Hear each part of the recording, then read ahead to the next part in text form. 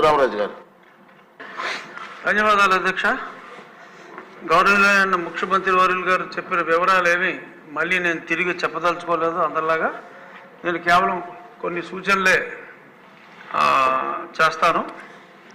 ముఖ్యంగా గతంలో 18-19 సంవత్సరంలో పెట్రోలియం ప్రోడక్ట్స్ మీద మన రాష్ట్ర ప్రభుత్వ ఆదాయం 21,914 కోట్లు. అప్పుడు తెలంగాణలో 20,300 కోట్లు మాత్రమే. అదే 23-24లో మన ఆదాయం 18,475 కోట్లకు పడిపోతే తెలంగాణలో అదే పెట్రోలియం ప్రోడక్ట్స్ మీద ఆదాయం 29,989 కోట్లకు పెరిగింది. అంటే మనకే వారికి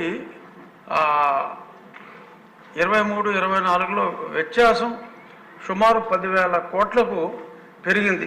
దీనికి కారణం అనాలోచితంగా ఆ ట్యాక్స్ ఈ ట్యాక్స్ అని చెప్పి రకరకాల ట్యాక్సులు వేసి రావాల్సిన ఆదాయాన్ని పూర్తిగా పోగొట్టుకొని తెలంగాణ నుంచి కానీ తమిళనాడు నుంచి కానీ ఇటు కర్ణాటక బార్డర్ నుంచి కానీ వస్తే అక్కడ ట్యాంక్ ఫుల్ చేసుకుంటున్నారు. మళ్ళీ ఇక్కడి నుంచి వెళ్ళాక మళ్ళీ అక్కడ ట్యాంక్ ఫుల్ చేసుకుంటున్నారు తప్ప గతి లేనివాడు తప్ప మత్తున్నవాడు ఎవడో ఇక్కడ పెట్రోలు కానీ డీజిల్ కానీ కొట్టించుకోని పరిస్థితి. సో ఇటువంటి అనామలీస్ని గౌరవనీయులైన ముఖ్యమంత్రి గారు సరిచేయవలసినవి ఇంకొన్ని ఉన్నాయి. ఇటువంటివి సరి చేసుకుంటే ఆదాయం కూడా గణనీయంగా పెరిగే అవకాశం ఉంది. అలాగే మిగిలిన రాష్ట్ర ఆదాయం కూడా 18-19లో తెలంగాణ మనం నెక్ టు నెక్ ఉంటే మరి ఆయన ముఖ్యమంత్రిగా దిగిన తర్వాత రాష్ట్రం అధ్వానంగా ఎలా అయింది. తెలంగాణకి మనకి రాష్ట్ర ప్రభుత్వ ఆదాయంలో 23-24కి 1,500 గ్యాప్ ఉన్నది 45,000 కోట్ల గ్యాప్కి వెళ్ళింది. సో ఇది గౌరవనీయులైన ముఖ్యమంత్రి గారి దృష్టికి తీసుకొస్తే చాలా సవరణలు చేసుకునే అవకాశం ఉంది. ఇంకొద్ది 2 నిమిషాల్లో ముగిస్తాను అధ్యక్ష, ఎక్కువసేపు తీసుకోను. ఇప్పుడు ఈ అప్పులు ఏదైతే చూపెట్టారో 9,73,000 వరకు 73,000 కోట్ల వరకు నేను గతంలో ఈ అప్పుల మీద సిఏజీ ముర్ము గారిని గిరీష్ ముర్ము గారిని కూడా 2 సార్లు కలిశాను. కేంద్ర ప్రభుత్వాన్ని కూడా ఈ అప్పులన్నీ సవివరంగా హెడ్ బై హెడ్ నాకు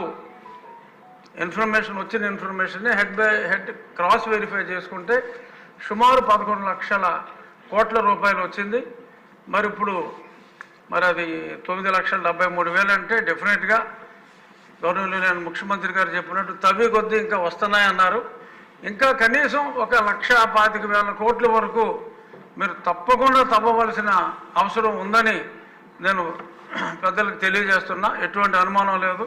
కాంట్రాక్టర్ల బాకీలు ఇవన్నీ 1,25,000 వరకు చూపెట్టారు. 1,13,000 కోట్లు సుమారు 1,75,000 కోట్ల వరకు ఖచ్చితంగా ఉంది. ఈ రాకపోవడానికి కారణం ఏంటంటే గత ప్రభుత్వంలో ఏ అధికారులు అయితే ఉన్నారో ఆ అధికారులను ఇంకా కంటిన్యూ చేసి వాళ్ళనే ఇన్ఫర్మేషన్ ఇవ్వమంటే వాళ్ళు మొహమాటంగా కొంచెం ఇంకొంచెం ఉండడం చూడంటే ఇంకొంచెం అలా ఇవ్వడం జరుగుతుంది. ఎంతోమంది ఫైనాన్స్లో ఉన్న అధికారులు ఉన్నారు, అదే డిపార్ట్మెంట్లో ఉంటారు, వాళ్ళని పక్కకు పంపించేశారు. వాళ్ళని పిలిపించే ఇన్ఫర్మేషన్ తెచ్చుకుంటే ముఖ్యమంత్రి గారికి 3-4 రోజుల్లో అంత ఇన్ఫర్మేషన్ వస్తుంది. అలాగే ఇన్నోవేటివ్ సజెషన్స్ ఏమన్నా ఉంటే ఈ రోడ్ల గురించి చూచాయిగా చెప్పారు. ఇంకా కొన్ని సలహాలు మరి నాకు కూడా ముఖ్యమంత్రి గారు సమయం ఇస్తే 15,000 కోట్ల ఆదాయం మన రాష్ట్రానికి వచ్చే ఉపాయం ఉంది. ఆయన సమయం ఇస్తే ఆయనకు అది కూడా చెప్తాను అధ్యక్ష.